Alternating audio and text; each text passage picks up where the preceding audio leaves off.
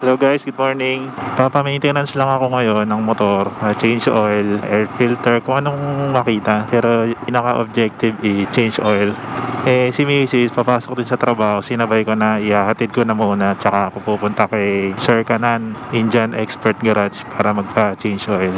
So, gamit na pala natin ngayon yung aray na helmet. Kinikilala ko pa siya, yung sukat, tamang pag-mount ng GoPro, tamang paglagay ng mga mic para mas makilala natin siya. Pero itong smoke lens na to, ang ganda. Ang ganda, high quality talaga.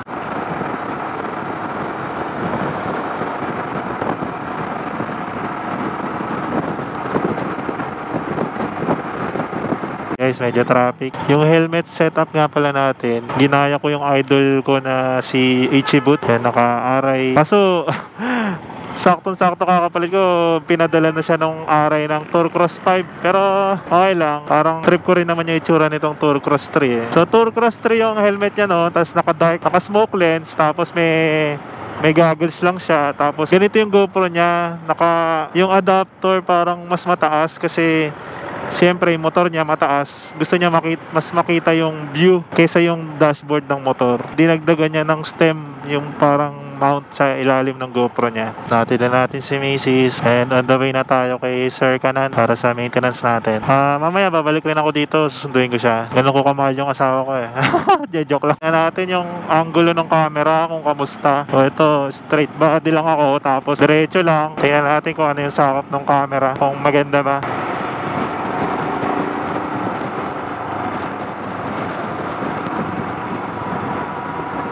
Problema pa nga ako ng konti kasi yung mic parang medyo sagabal siya pag sinusuot ko. So mamaya diskartehan ko paano magandang pwesto niya. Diba dalawang mic kasi to, sa intercom tsaka sa GoPro. Grabe ang ganda nung smoke lens niya, tsaka pag may peak sobrang wala akong problema sa araw. Hindi ako nagsisisi na nabili ko to.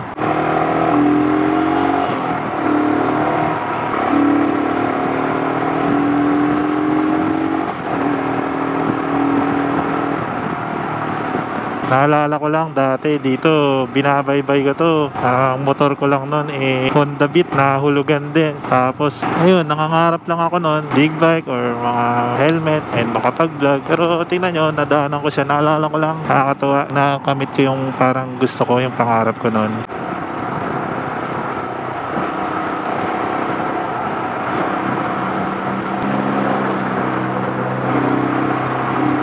Plano ko sana after kila Sir Kanan, akit lang sana ako sa Rizal pero tingnan ko, kasi susundo pa ako tingnan natin, malapit na tayong kumanan. Along Marcos Highway lang tong kila parang subdivision nila Sir Kanan Indian Expert Garage. Basta Royal Enfield yan, si boss ang pwede nyong puntahan. Mga parts din na nabibili sa kanya, may mekaniko din siya syempre. Tapos nag-a-arrange nga rin pala yan si Sir Kanan ng travel papunta sa India, yung parang highest point nila doon. So yearly yun ginagawa niya. Tapos nag-iimbita siya kung sino gustong sumama papunta sa India, magmamotor kayo doon gamit Himalayan. Morning sir. Sir Kanan, ano lang. Hey boss, thank you. Ganda dito ang subdivision nila Sir Kanan. Bigatin nyo si sir Kaya dito, ganda ng subdivision nila. Tsaka puro magaganda yung bahay. Grabe. Pag pupunta kayo rito, search nyo lang sa Waze or Google Map, Indian Expert Garage.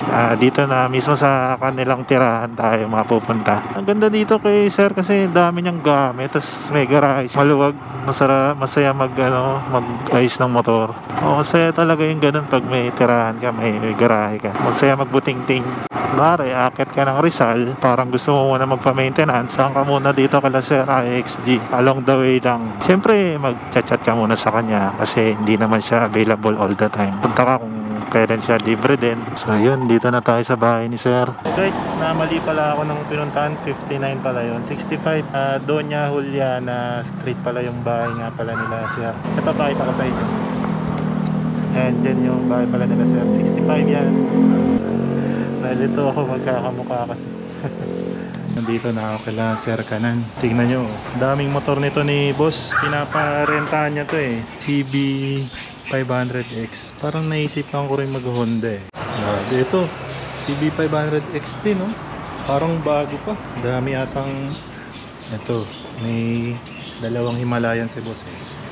So Himalayan. So Himalayan. Oh, mukhang may pang trail bike pa si boss. Kasi ito yung may Himalayan pa dun sa dulo. Ito yung poging-pogi ako sa motor ni boss eh. Yung classic 500 niya. Ano din? Marumi na rin po. Clean na natin. Oo po. Hindi naman marumi. That's ano. The grease.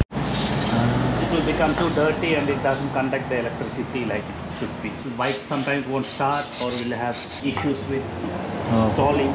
She is the reason why maraming Himalayan on the road, because a lot of people get inspired by her struggle. Ako po yung may mga previous episodes yan na puro Himalayan po yung gamit niya, no?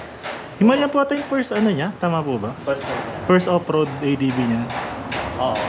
She ride from India all the way to her place. Pero yun po, alam ko may ganito rin siya dati po eh. May balita kayo sir sa ano, sa kung kailan po darating yung ano, sa atin? Well, I think first quarter ng 2024. Oh. So sir, sa tingin nyo kaya makaka-order tayo ng ano doon? Ng spoke, tubeless na spoke na pwede ikabit dito? Alam ko, pwede kapit dito, hindi ko sure. Kung compatible po, no? Kasi parang yung size po nila parang parehas po eh. Oo, pero baka yung fittings na yan, iba. Oo nga po, no? Yung parang bagong itsura ng Himalayan na parang modern na siya, ganun. Okay lang, goods po ba sa inyo? The looks, yeah. Okay din po. I haven't actually seen one in person, so. Talaga po. But I saw the 650 Meteo, very nice. Pero wala rin dito. Wala pa po, no? I've seen that in India. Nung po ko lang, maganda. Ayun guys, medyo marami na kaming kwentuhan ni sir. Lava. Yung cyclone, ano po? Cyclone, lava. Cyclone. Pero maganda siya. Opo. Basta mahalaga naman po yung madalas ka magpalit ng ano. Yung nasa, basta po may schedule ka ng ano, pagpapalit. Naman ako ni sir, oh. Nakaraan, pipe eh. Ngayon, joke lang. Gusto ko na rin po magpalit talaga nung ano. Ano nangyari, bike? Did you buy it back? Kasi once but the bike stops. So, we have to drain and then clean up. Wow, KNN. Sikat na ano rin to sir, no? Yes. Na brand. Ganda. US yan, US. Ganda. Try ko muna. Sige po.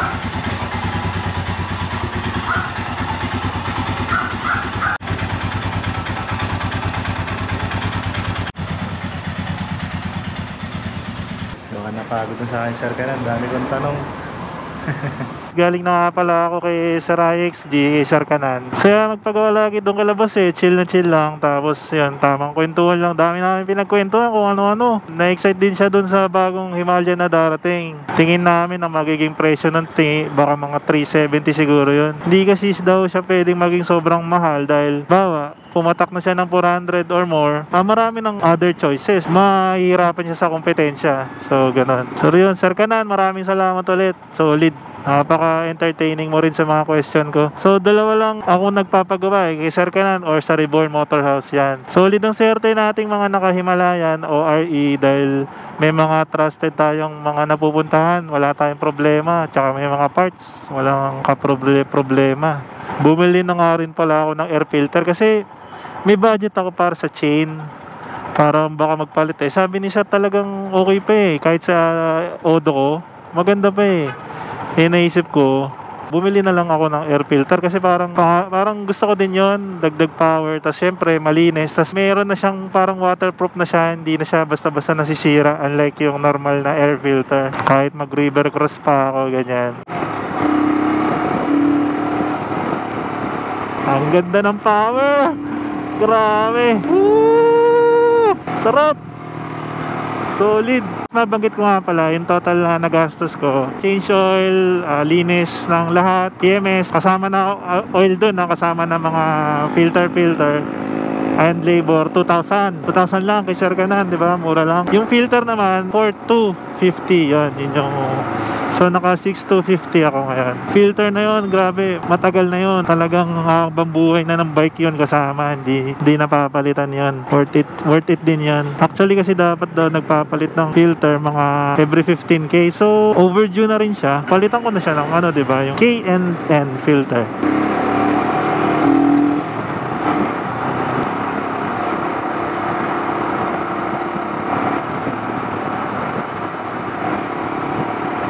malapit na tayo kay Mrs. Sunduin natin siya. Wala pa siya eh. Tayo natin dito. So guys, tatapusin ko na siguro yung vlog ko. So maraming salamat ulit sa panonood. Hanggang sa muli na short vlog or vlog. Thank you.